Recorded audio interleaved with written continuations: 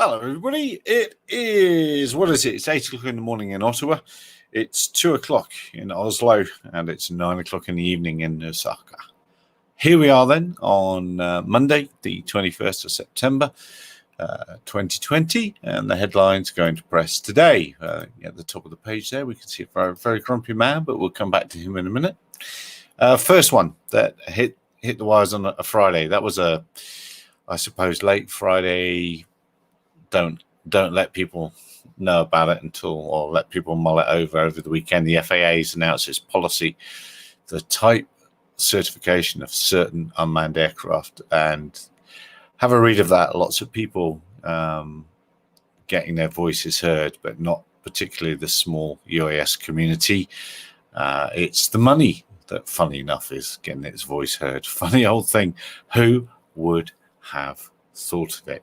Michael Crane joins DroneView as Director of Geospatial Services. Not sure what that means. I never know what that sort of thing means. Everdrone announces expansion of its life-saving drone service in Denmark. That's defibrillators. I'm not going to say that very well, am I? Hello, Matt. How are you doing, Ian? So that's happening in Denmark. Drones and planes to share the same sky in Altitude Angel Drone Zone. That's near Reading in England. Or Reading, as some people might say.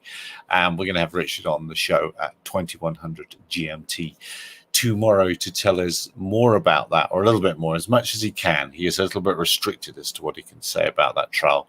But that looks to me to be a situation where you can create your own little sensor towers that allow you to plumb in that data of air traffic and from various sources into Altitude Angel and open up an area for delivery corridors. So yeah, I'm certainly looking forward to hearing about that. Independent security audit confirms privacy and security benefits of Parafit Free Flight 6 app. Lots of back and forth, isn't there? Really lots and lots of back and forth about who's the bold on coot. Lots and lots of back and forth about who's more secure than the other. And then lastly, QE Ingenuity, but that bloke, I believe, is actually Australian. But let's not let the truth get in front of a good story. Bruce and his ADS-B receiver, hopefully, well, we know he'll be on tomorrow, and hopefully he can talk about it. And he can also explain why he doesn't think he needs to smile. If you ever see any photos of him in press releases, he's always frowning. You must have a very good reason for that. And again, that's something for us to nail down at 2100 GMT tomorrow. So that's the headlines, gang, hitting the wires today, or very shortly on this Monday, the 21st of September in 2020. Remember, we don't do Patreon or any other ways to make money out of YouTube or other things, other streaming.